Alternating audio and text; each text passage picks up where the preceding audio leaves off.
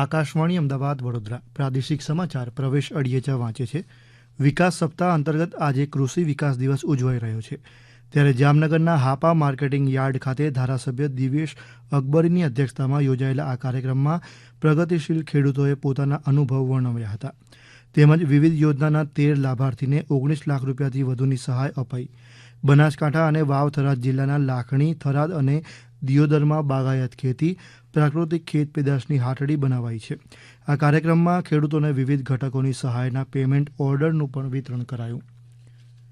છોટાઉદેપુરમાં ખેતીવાડી ઉત્પન્ન બજાર સમિતિ એપીએમસી ખાતે પ્રભારી મંત્રી અને રાજ્યકક્ષાના મંત્રી ભીખુસિંહ પરમારની અધ્યક્ષતામાં કૃષિ મહોત્સવ કાર્યક્રમ યોજાયો. ખેડૂતોને રવિ મોસમમાં રવિ પાક અંગે આધુનિક ખેતી વિશે માર્ગદર્શન મળે તે હેતુથી આ કાર્યક્રમનું આયોજન કરાયું હતું. આ અંગે રાજ્યકક્ષાના મંત્રી ભીખુસિંહ પરમારે વધુ માહિતી આપી. કૃષિ મહોત્સવ બોડેલી તાલુકાની અંદર પ્રાકૃતિક ખેતી વિશે ખેડૂતોને કાર્યકર્તાઓ તરફથી વક્તાઓ તરફથી માર્ગદર્શન આપવામાં આવ્યું અને આવનારા દિવસોમાં આ ખેડૂતો વધુ પ્રાકૃતિક ખેતી તરફ વળે એ દિશામાં સૌએ વાત કરી.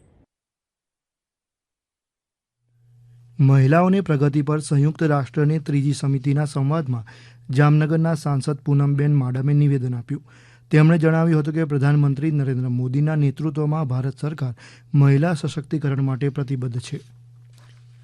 ભાવનગરમાં હાઉસિંગ બોર્ડનું 3 માળનું મકાન તૂટી પડતા એક વ્યક્તિનું મોત થયાના અહેવાલ છે.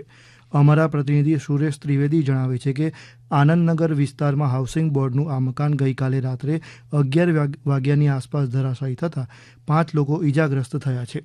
મોડી રાત્રે અગ્નિશમન દળના કર્મચારીઓ 3.5 કલાકની જહેમત બાદ કાટમાળમાં ફસાયેલા 6 જેટલા લોકોને બહાર કાઢ્યા હતા. આ બનાવની જાણ થતાં જિલ્લા કલેક્ટર સહિત પોલીસના અધિકારીઓ ઘટના સ્થળે પહોંચ્યા હતા.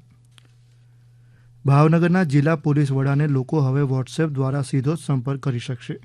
જિલ્લા પોલીસ દ્વારા 7874 627874 નંબર જાહેર કરાયો છે. આ વિશેષ પહેલની જાહેરાત કરતા પોલીસ અધિક્ષક નીતેશ પાંડેએ જણાવ્યું કેફી પદાર્થ, છેડતી, વ્યાજ વટાવ સહિતની ફરિયાદ આ નંબર પર કરી શકાશે. વિકાસ સપ્તાહ હેઠળ અરવલ્લીમાં મોડાસા, શામળાજી અને બાયડ સહિતના તાલુકામાં કૃષિ વિકાસ દિવસની ઉજવણી કરવામાં આવી. ખેડૂતોને જરૂરી માર્ગદર્શન મળે તે હેતુથી ઉજવાયેલા આ દિવસની ઉજવણી દરમિયાન ખેડૂતોને ટ્રેક્ટર તેમજ ખેતીલક્ષી વિવિધ સહાય આપવામાં આવી. આ અંગે મોડાસા નગરપાલિકાના પ્રમુખ નીરજ શેઠે વધુ માહિતી આપી. જે વિકાસ તેને અનુલક્ષીને રવિ કૃષિ મહોત્સવ 2025નું આયોજન કરવામાં આવ્યું હતું. ખેડૂતોની હાજરીમાં અને માન્ય મુખ્યમંત્રી સાહેબની ઓનલાઈન દ્વારા પણ એમનું જે માર્ગદર્શન ખેડૂતોને આપવામાં આવ્યું અને પ્રાકૃતિક ખેતી તરફ આપ આગળ વધો એના માટે ખૂબ ખૂબ શુભેચ્છા આપવામાં આવી. બોટાદ માર્કેટિંગ યાર્ડમાં આજે કપાસની 75,000થી મણ વધુની આવક નોંધાઈ હતી.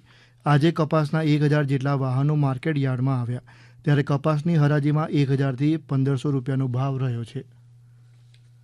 સુરેન્દ્રનગરમાં વઢવાણ તાલુકાના મેમકા ગામ ખાતે વિકાસ સપ્તાહની ઉજવણીના ભાગરૂપે પોષણ સંગમ દિવસની ઉજવણી કરવામાં આવી. જિલ્લા વિકાસ અધિકારી KS યાજ્ઞિકની અધ્યક્ષતામાં યોજાયેલા કાર્યક્રમમાં તેમણે પોષણના મહત્વ પર ભાર મૂક્યો હતો.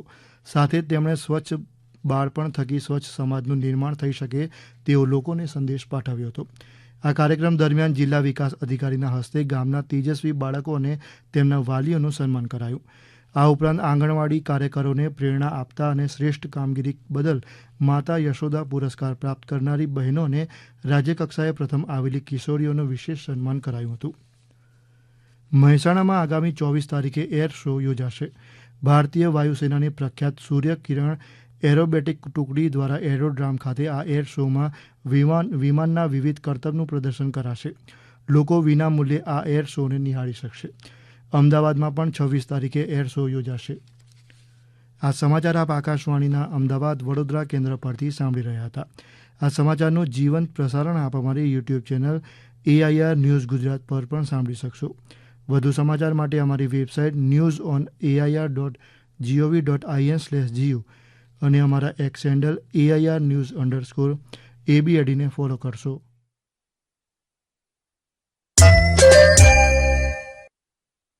આ સાથે જ આકાશવાણીના અમદાવાદ વડોદરા કેન્દ્ર પરથી પ્રાદેશિક સમાચાર પૂરા થયા. હવે પછી આપ સાંજે 7:10 પ્રાદેશિક સમાચાર સાંભળી શકશો.